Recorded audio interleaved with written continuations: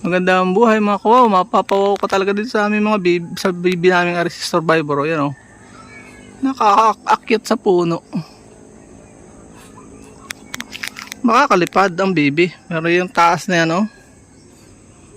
Yung taas. Tingnan nyo po o.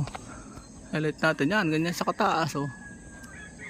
Paano sasabit yung paa? Malapad nga. Talagang walang imposible kung gugustuhin natin. Para kasing itog na po siya oh. Ayan ang aming amazing baby. Yan yung survivor namin. Hop, tingnan natin. Oh, ang layo niya no. Wala na talaga imposible ngayon oh. Pati hayop ay nag-a-adjust na. Gustong mitlugwari dito oh. Sa gitna ng mga. Eto naman po ang kanyang asawa. Dadalawa na po yan. Hopefully makapangitlog ito ng maayos. Hanapan ko pa ng pugad. Nagawa ng pugad siguro sa gilid. Ang galing oh. Pinahahanga ako ng mga nilalang. Ng kalikasan. Ayan oh. Yan siya. Ay, pambihirang bibi. Grabe oh. Dito po yan itlog siguro. Pero hindi pwede. Hoy, baba! Survivor! Baba na! Update ko po kayo sa una namin channel kapag ko. Hoy, baba! Baba! Uy!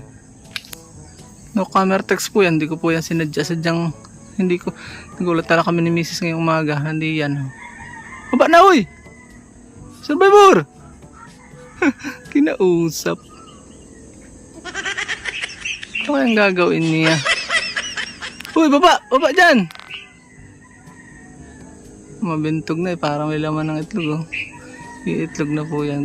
Hindi ako magpawalat. Masarap ding pangkain ng baby. Napakasarap po ng karne niyan. Yun, tinatawag na ang kanyang asawa oh. Tinatawag na. Pag iitlog yan ng baby. Sinasam. Uy, baba! Baba na! Baba! Shhh! Su! Baba! Su!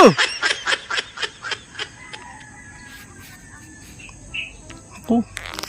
Pag kasi po hindi papatayin ko siguro. Ush! Ba, hindi takot. Baba! Pag hindi mo yan giginupitan ng buhok, ng buhok, ng pakpak. Ba, hindi takot.